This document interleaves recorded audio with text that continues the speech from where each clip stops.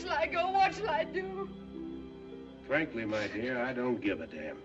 Behave yourselves!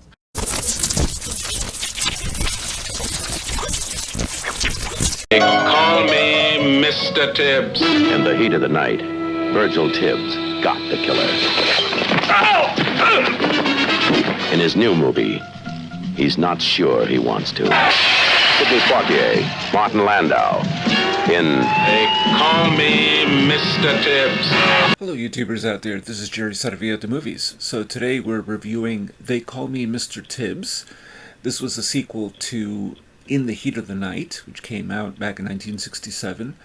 This sequel came out in 1970 and was directed by Gordon Douglas, not Norman Jewison, who directed the original In the Heat of the Night. And it brings back Virgil Tibbs, the formerly Philadelphia police detective from the original film, played by Sidney Poitier, and to San Francisco for this story. And this story deals with a call girl who is murdered in the first opening scene of this movie.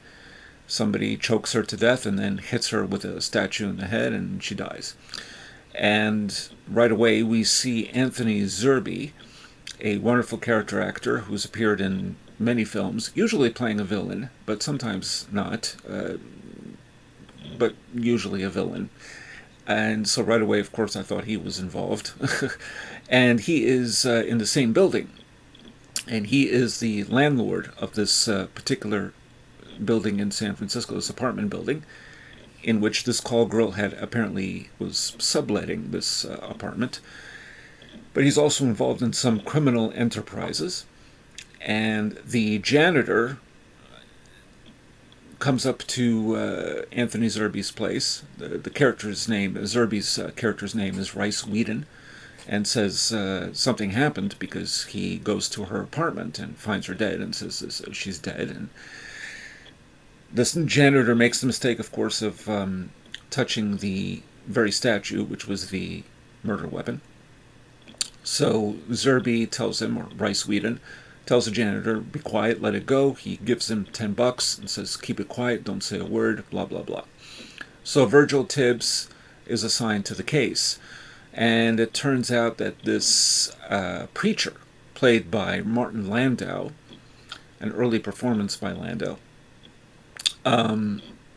may have been involved, but nobody knows for sure. Virgil, of course, suspects that he might be involved, because this particular preacher, who is very much involved with the community and trying to pass a proposition where state politics don't get too involved with the community, that could run things too much. Something along those lines. It's called Proposition 4. That's not very important, but the point is, Landau's character, this preacher, had made many visits to this call girl and tells the police that he had visited her the very day that she had been murdered.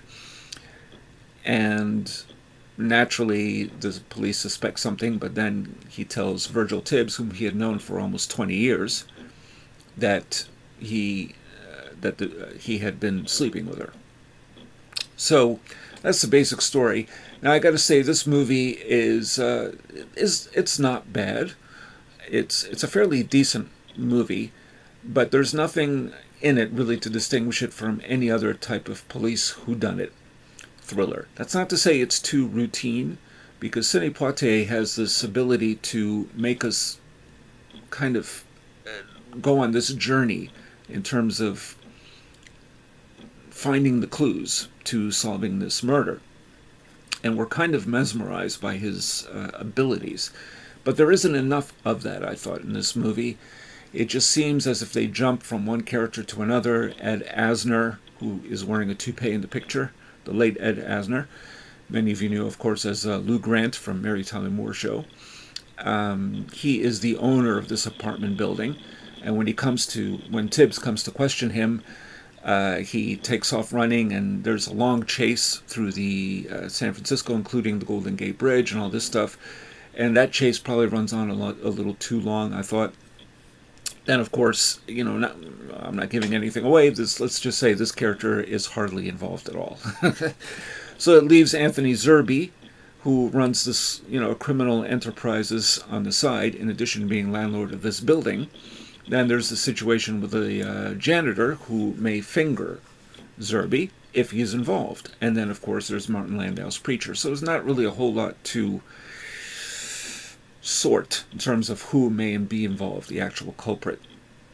One of the things I thought was interesting, though, was learning about Virgil Tibbs' family life. He's married and has a young son and a daughter. And the young son occasionally hits the daughter, and he tries to, and fails miserably, trying to control his son.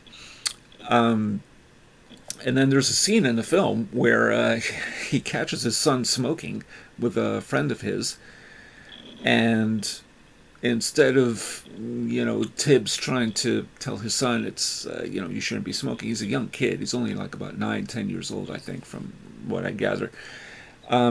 He shares a cigar with him, and he actually gives him a drink, an alcoholic drink. So it was really strange stuff for a movie of this kind. And then, but anyway, it was nice seeing some of that, even though in the heat of the night. And again, the timeline, it's not clear when this is set, but I would venture to guess not long after In the Heat of the Night, the events of that film. But in the heat of the night, Tibbs makes it clear that he has no family. So then we see the sequel, and depending on how many years it's set apart, once again, he has a family. So it's not, I didn't quite get that. But and he's not in Philadelphia. He mentions that he was in Philadelphia in the original film, and he's now in San Francisco.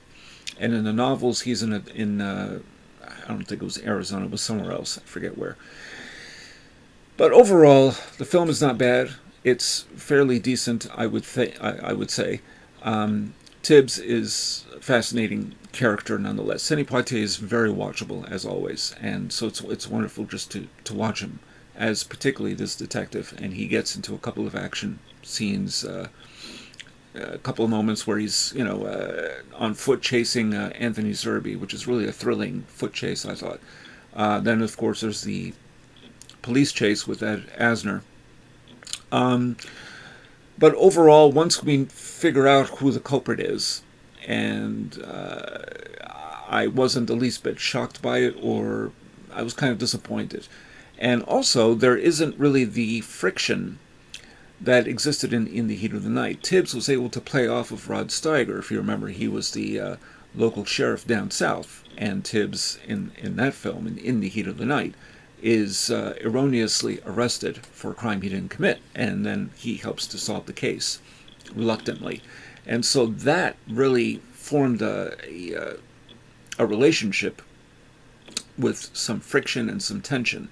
In this film, all he has really to play off of is Martin Landau, and Martin Landau's preacher character, as good as Landau is not given enough depth. We know that they have a history together, and so you kind of wish that was played out a little bit more. There is none of that racial tension in this film, not that there needed to be. I think it was actually a good choice not to have that necessarily, that he's accepted as a lieutenant in the police force, that is Tibbs, of course.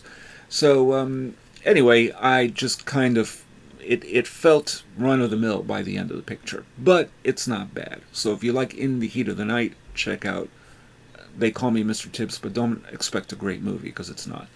I would say it's decent. I wouldn't say it's really a good movie, but it's fair and decent and worthwhile, mostly because of Sidney Poitier and some location photography, particularly those chases and everything else. And Beverly Todd, who appears in the picture as well, she's very good. And I liked the depiction of the family, so I liked those scenes that played out a little bit, and overall decent. I haven't seen The Organization, which is the last one in this trilogy with Virgil Tibbs, and I'm curious to see it. Of course, as many of you know, In the Heat of the Night became a TV series in 1987, I believe. And there have been some good episodes of that. I think it was Carol O'Connor who played Rod Steiger's role, the sheriff. So, not a bad film. I'm curious to see the organization, and that would be the last one in this particular series. So, there you go. Have any of you seen They Call Me Mr. Tibbs? What do you think of Sidney Poitier's role as Virgil Tibbs? Do you prefer In the Heat of the Night if you've seen it? And I guess that's about it. I don't know. Wouldn't know what else to say. A fair movie. So those are my thoughts.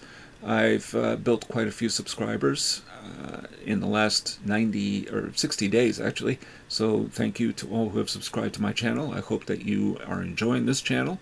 There's a lot of videos to look back on. I've been on this YouTube since 2008, and I hope that you like what it is that I have to say. So for those of you who have already subscribed, please check the notification bell for future uploads. And please subscribe to my channel if you haven't already, if this is your first time checking me out here. And I guess that's all I got to say about that. And this is Jerry Saravia at the Movies, signing off.